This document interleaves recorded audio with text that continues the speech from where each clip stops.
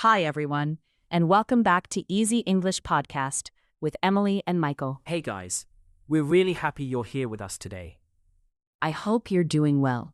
And today, we have a topic that feels very modern, very personal, and honestly, a little complicated. Yes, today we're talking about social media and real life. Which is a big topic. Very big.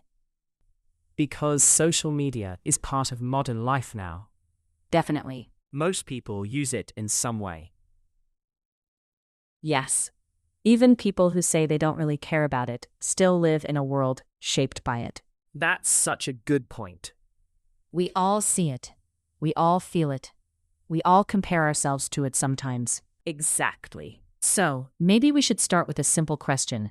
What do you think social media is good for? I think it can be good for connection. Yes. It can help people stay in touch, discover ideas, learn things, find inspiration, and even feel less alone sometimes. I agree. I don't think social media is only bad. No, me neither. I think the problem is not only the existence of social media. Right. The problem is how much power it can have over our minds. That actually makes a lot of sense. What about you? What do you think social media is good for? I think it can be useful for inspiration and communication. Yes, Sometimes it's nice to see beautiful things, interesting thoughts, or ideas you wouldn't find in your normal daily life. definitely. And sometimes it can help people feel connected to communities they don't have around them physically. That's a really important point. But I also think it can easily become too much. Very easily. For me, social media feels helpful in small amounts and unhealthy in large amounts. I completely agree. So, what do you think is the biggest problem with social media? Comparison. Same. I think comparison is probably the deepest problem. Definitely. Because even if you know intellectually that social media is curated, edited, selective, and incomplete, it can still affect you emotionally. Exactly. You see people looking attractive, successful, productive, social, healthy, confident, always doing something interesting. Yes. And then your own normal life can start to look small. That's so relatable. It really is. I think one of the hardest things is that real life is naturally less dramatic. Yes. Real life is slower. Slower, messier, quieter, more repetitive. And social media is built to show highlights. Exactly. Nobody posts a normal tired Tuesday in a very honest way. Usually not. They post the best coffee, the best angle, the best moment, the best light, the best version. Yes. And when you see many best versions from many people, your own real life can start to feel dull. That's such a good description. Thank you. Do you think social media changes how people see success? Absolutely. Me too. I think social media makes success look very visual. That's so true. It becomes something you can see immediately. Nice clothes, beautiful places, perfect routines, expensive things, polished images. Yes. And then people start chasing a look instead of a real life. Wow. That's very true. I think real success is often much quieter than online success. Definitely. Real success might be inner peace, strong relationships, enough sleep, emotional stability, doing meaningful work, feeling like yourself. Yes, but those things are not always easy to photograph. Exactly. So the algorithm naturally pushes a certain version of life. And that version is often more shiny than real. Very shiny. I think social media also affects identity. In what way? I think people start performing a version of themselves. Yes. That's such an important point. Not always in a fake way. Sometimes just in a slightly adjusted way. More polished. More curated. More strategic. Exactly. I think that creates an interesting tension. What do you mean? I mean, the online self can slowly become a role. Yes. And then real life starts to feel less exciting because real life is not a role. That actually makes a lot of sense. Real life is not always photogenic. Not at all. Real life includes confusion, bad lighting, awkward moments, boredom, tiredness, repetition, emotional messiness. Yes.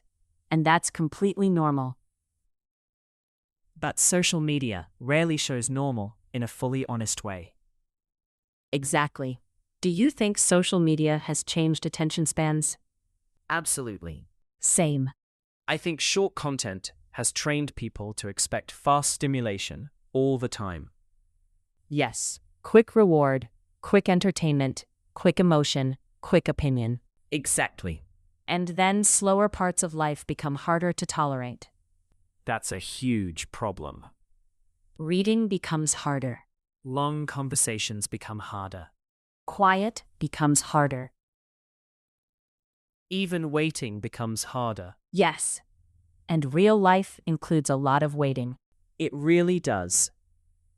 I think that's why so many people feel restless now. I agree. The mind gets used to constant novelty. And real life is not constant novelty. No. Real life has rhythm, repetition, slowness, ordinary moments. Which are actually important. Very important. I think ordinary moments are where life really happens. I love that. But social media can make ordinary moments feel invisible. That's such a good point. What do you think social media does to self-esteem? I think it can damage it very quietly. Yes, quietly is the right word. Not always in one dramatic moment, more like small cuts over time. Exactly. A little comparison here, a little insecurity there, a little feeling of not being enough, not doing enough, not looking good enough. Yes. And because it happens in small ways, people don't always notice how much it affects them. Definitely. I've noticed that sometimes social media changes how people feel about their own pace in life. Oh yes, that's a big one. You see someone achieving something, moving somewhere, earning something, building something, looking amazing, and suddenly your own timing feels wrong. That's so real. But real life does not move at the same speed for everyone. Exactly. And social media makes many different timelines appear on one screen at the same time. That is such a good point. It creates a false feeling that everyone is moving faster than you. Yes, even though you're comparing your full life to many separate highlights from many different people. Exactly. That comparison is impossible to win. Definitely impossible. I think one of the biggest lessons with social media is learning not to mistake visibility for reality. Wow. That is so good. Thank you. It's true, though. It really is. Visible is not always important. Visible is not always deep. Visible is not always happy. Visible is not always healthy. Exactly. Do you think social media changes relationships? Yes. In many ways. Me too. I think it changes communication. Definitely. It changes how people present relationships, how people compare relationships, and sometimes how people value relationships. Yes. I think online relationships can start to feel performative. That's the word. Sometimes it feels like people are not only living a relationship, they are also presenting it. Exactly. And that can create pressure. Definitely. I think some couples may feel like they need to look happy online, even when real life is complicated. Yes.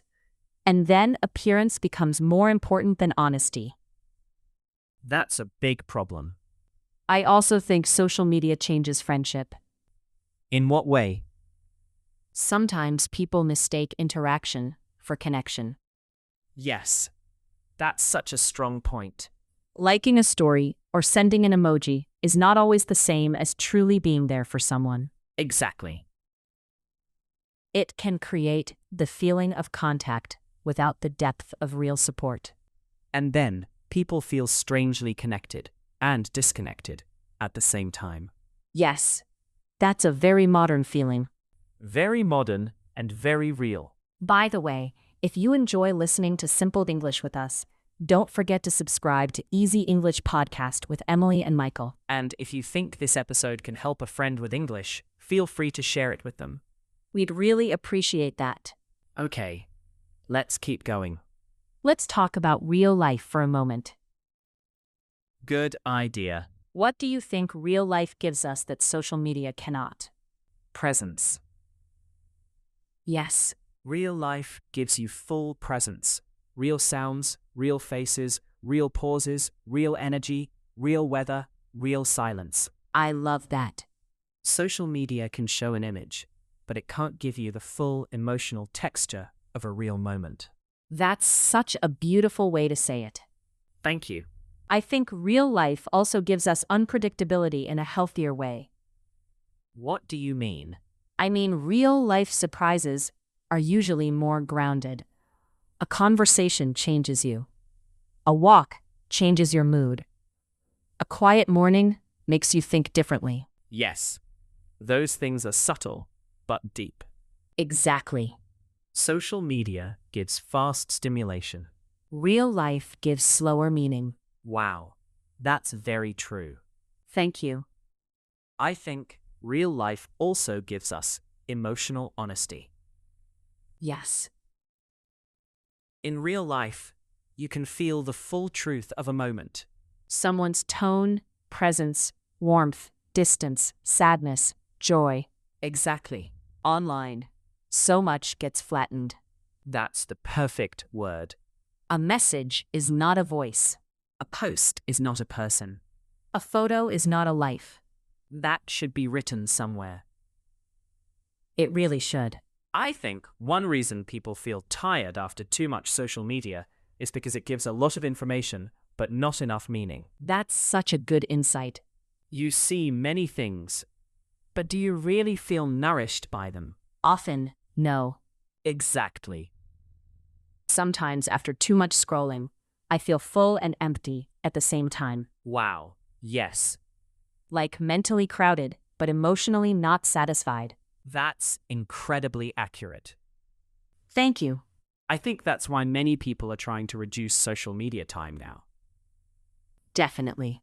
Not because they want to become extreme, but because they want their mind back. Yes, more peace, more focus, more reality. More life. Exactly. What helps you have a healthier relationship with social media? First, noticing how I feel after I use it. That's a very smart starting point. Because not all use feels the same. True. Sometimes I feel inspired. Yes. Sometimes I feel drained. Also, yes. If something consistently makes me feel small, anxious, distracted, or unsatisfied, I try to create more distance from it. That makes a lot of sense. What about you? I think intentional use helps me. What does that mean exactly? It means asking, why am I opening this app right now? That's a very good question. Am I looking for something real, or am I just uncomfortable and looking for stimulation? Yes, that question changes everything. If I know why I'm using it, I have more control. Exactly. I also think having phone-free moments is really important. Definitely. Walks without scrolling, meals without the phone, quiet mornings, evenings with less screen time. Yes. Those moments help the nervous system breathe again. That's such a good way to say it. Thank you. I think one of the healthiest things we can do is create a life that feels better than the feed. Wow. I love that. Because if real life feels empty, the phone becomes too powerful. That is so true. But if real life has beauty, calm, connection, movement, conversation, then social media loses some of its power. Exactly. I also think people need to remember that social media is not neutral, Yes, it is designed. designed to keep attention, shape emotion, and create return behavior. That's a very important thing to remember. If something is designed to pull you in, then struggling with it is not just a personal weakness. Exactly. That doesn't mean we have no responsibility. No. But it does mean we should be realistic and kind with ourselves. I completely agree. Do you think people should take breaks from social media? Sometimes, yes. Same. I think breaks can be very helpful, especially if someone feels mentally crowded, emotionally reactive, or disconnected from themselves. Yes, a break can reset perspective. Exactly. But I also think small daily boundaries can help a lot, even without a full break. Definitely. Less morning scrolling, less late night use, less mindless checking, more intention, Yes, small boundaries can change a lot. and maybe more asking, is this helping me right now? That is such a powerful question. I think so too. So, if someone listening feels like social media is affecting them negatively, where should they start? I would say start with honesty. I like that. Notice what you feel after using it. Not what you think you should feel, what you actually feel. Yes, reality first. If you feel small, restless, distracted, jealous, or emotionally noisy, that matters. Definitely. And then choose one small change. Like what? Maybe no social media in the first 30 minutes of the morning. Good one. Maybe no scrolling during meals. Also good. Maybe unfollowing things that consistently make you feel worse. That's a strong one. What would your advice be? I would say give more respect to real life. Beautiful. I mean it. What does that look like? It means treating real walks, real conversations, real rest, real creativity, real silence, and real people as valuable. Yes, Not as less important than something happening on a screen. exactly. I think modern life needs more conscious choosing. Otherwise, the feed becomes the default reality. And that's dangerous. Very dangerous. So, what's one thing you want to do differently with social media this week? I want less random checking. That's a good one. What about you? I want to protect my mornings a little more. That sounds very healthy. I think so too. So maybe the message of this episode is simple. Social media is not fake in every way, but it is incomplete. Yes, and incomplete things can still affect us deeply if we forget what they are. Exactly. Real life may be slower and less polished, but it is richer. Much richer. So that was our conversation about social media and real life. Thanks for spending this time with us on Easy English Podcast with Emily and Michael. If you enjoyed this episode, subscribe to the channel and share it with a friend who is learning English too. We'd really appreciate that. And we'll see you in the next episode. Bye, everyone. Bye.